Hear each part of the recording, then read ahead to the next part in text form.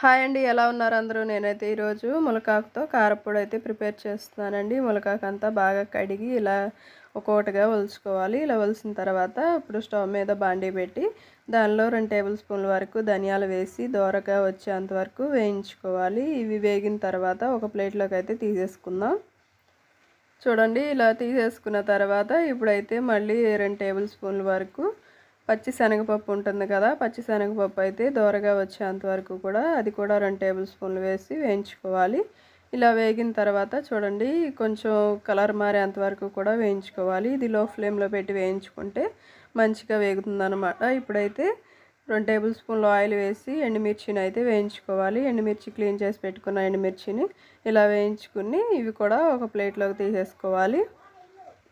చూడండి, ఈ ఎండుమిర్చి వేగిపోయినాయి కదా. ఇలా వేగిపోయిన ఎండుమిర్చిని తీసేసుకున్న తర్వాత మరలా 2 టేబుల్ స్పూన్ల వరకు ఆయిల్ వేసుకుని 2 రెబ్బలు కరివేపాకు అయితే నేను వేస్తున్నాను. 2 రెబ్బలు కరివేపాకు వేసుకుని మనం కడిగి పెట్టుకున్న ములకాకును అయితే దీనిలో అయితే వేసుకోవాలి.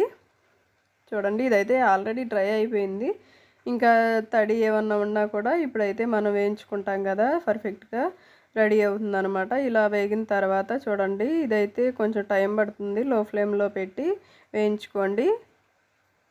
చూడండి, ఇలా వేగిన తర్వాత ఇది పర్ఫెక్ట్గా వేగిందో లేదో తెలుసుకోవడానికి ఒక ఆకు తుంపు చూస్తే మనకి పచ్చి అనేది ఏది లేకుండా కారంలాగా పొడి పొడిలాడుతూ అయితే మనకి పర్ఫెక్ట్గా ఈ ములకాకు అనేది వేగినట్టు. చూడండి, ఇలా అయితే మనకి పర్ఫెక్ట్గా వేగిందనమాట. ఇవన్నీ కూడా ఇప్పుడైతే బాగా చల్లార్చిన తర్వాత మిక్సీ జార్లో వేసుకుని ఇప్పుడు టేస్ట్కి సరిపడినంత సాల్ట్, 1 టేబుల్ స్పూన్ వరకు జీలకర్ర, 2 టేబుల్ స్పూన్ల వరకు నేను వెల్లుల్లి అయితే వేసాను. ఈ వెల్లుల్లి ఇవన్నీ వేసిన తర్వాత గ్రైండ్ పట్టుకోవాలి. చూడండి, నేనైతే గ్రైండ్ పట్టేశాను. మనకి ములకాకు కారప్పొడి అయితే రెడీ అయిపోయిందండి. చాలా అంటే చాలా హెల్త్కి మంచిది. ఇది వేడివేడి అన్నంలో వేసుకుని నెయ్యి వేసుకుని తింటే చాలా బాగుంటుంది. మీరు కూడా ట్రై చేయండి. మన ఛానల్ని సబ్స్క్రైబ్ చేయండి. Thanks for watching.